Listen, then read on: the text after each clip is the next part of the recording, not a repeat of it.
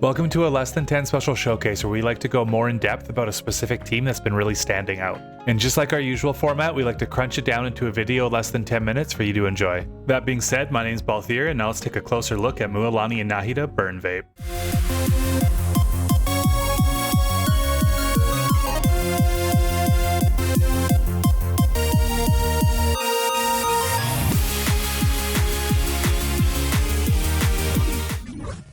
Alright, so just like with any dynamic duo, let's first look into each of their strengths and weaknesses and how they complement each other based on those.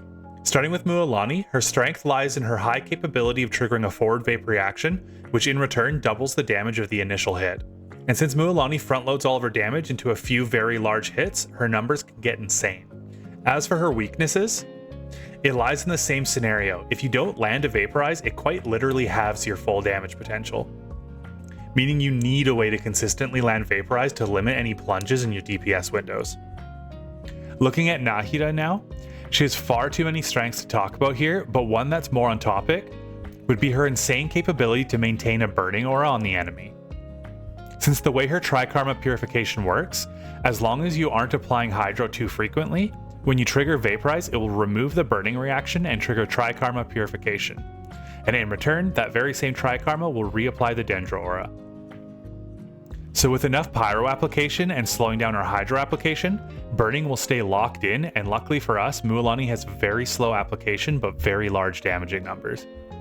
Not only does Nahida help Mualani out by being able to easily maintain the burning reaction, she also provides up to a massive 250 elemental mastery buff to those inside her Shrine of Maya, further increasing Mualani's damage when triggering Vaporize. There's no doubt that Nahida is one of, if not the best character to implement in a Mualani team. That being said, obviously we need a Pyro now, so who to choose? We could choose Dia or maybe even Toma, but let's be real, the best choice for Pyro application since 1.0 is still Xiangling. And everybody has her since she's free in the early Spiral Abyss fights. I won't spend too much time on Xiangling since most of us are already familiar with how she functions, but to put simply, she is a low cooldown elemental skill that deals consistent Pyro damage, albeit very finicky when choosing a target. But her Elemental Burst Pyronado is absolutely overpowered, and with her C4 it lasts even longer. Using Pyronado in conjunction with Nahida will make sure your vaporizes are always triggering. But if Pyronado happens to not be up, don't hesitate to use Guoba and then Surfshark Wavebreaker. Nahida's Trikarma Purification will make sure Guoba does enough Pyro application, and Surfshark Wavebreaker has a fairly short cooldown and will be up next rotation. It's best to keep Pyronado up for multiple enemies since Guoba is incredibly bad at target priority. He's basically useless in multi-target scenarios, so it's best to think ahead and plan out when it's actually worth using Pyronado or not. As for the last slot in this team, it's in my opinion very essential to have a shielder, to prevent knockback when using Surfshark Wavebreaker. But additionally, the Dendro Resonance helps even more with increasing our Vaporize, so personally Baizhu is my choice, since he not only has a solid shield, but good heals as well, and can help apply even more Dendro off-field. But you can definitely replace him with Kirara or Yao Yao. Yao Yao, however, means losing out on a shield, but you get to keep Dendro Resonance, which is way more beneficial. Personally in this team, I give Baizhu Sacrificial Fragments to help Xiangling and Nahida maintain their bursts. Speaking of which, since Xiangling is the only Pyro and her burst is so important, make sure she's equipped with the Severed Fate set and some high energy recharge including her Sands. If you farmed up the catch, even better. This is incredibly important since Guoba is very unreliable against fast-moving enemies. This team is incredibly fun to play when you get it online, especially if you like Serotonin Burst from seeing large numbers pop up on your screen. And as I mentioned earlier, there's lots of cheaper options like Kirara, Yao Yao, and even Dendro Traveler if you don't have Nahida. Nahida just makes this team way more easier to maneuver. But that's enough talk, let's jump into a quick showcase in the Abyss just to show how well this team functions. Mind the side effects. Remember, health comes first. Make yourselves a move.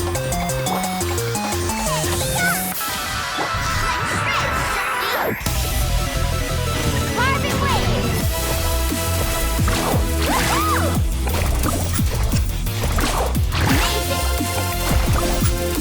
Amazing. Need a surfboard? Mind the side effects. Get them. Let's ride.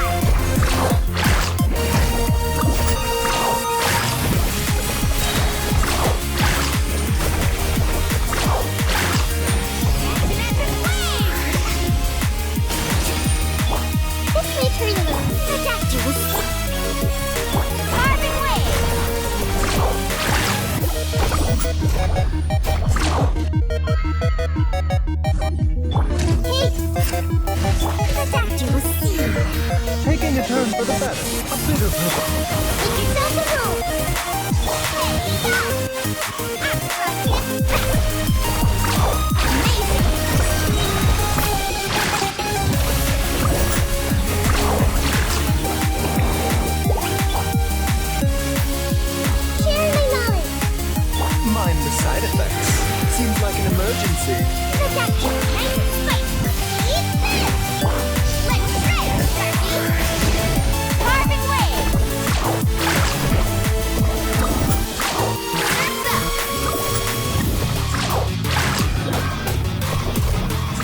Woohoo! I see everything. Mind the side effects. Lola, get them.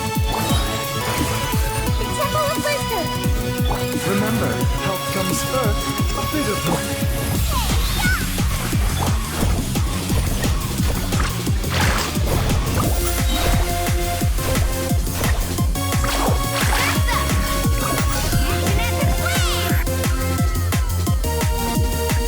Mind the side effects.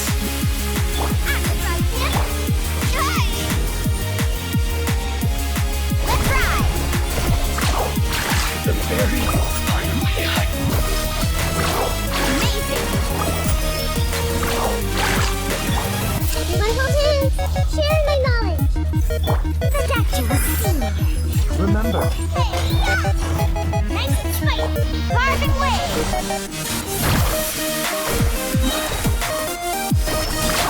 Surf's up! Magnetic wave! I see everything!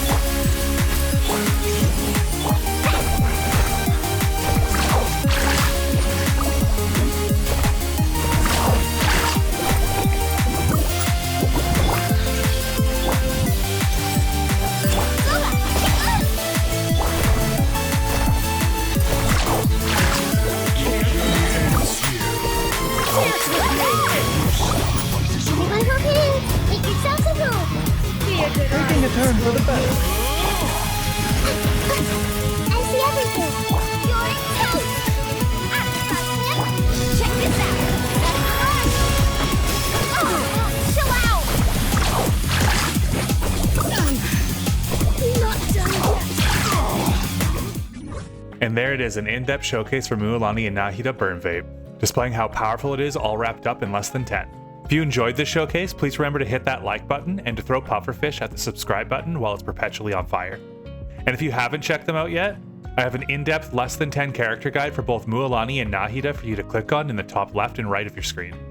Other than that, I hope you have a wonderful day. Until next time.